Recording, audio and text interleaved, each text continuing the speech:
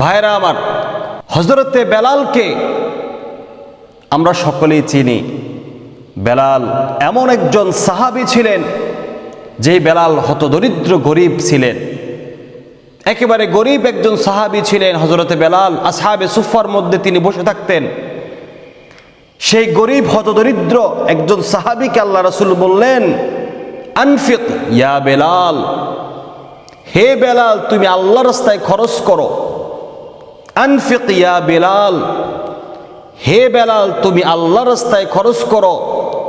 ওয়ালা তাখশা আন যিল আরশি ইলালা, আরশের মালিক আল্লাহকে তুমি গরিব মনে কইরো না।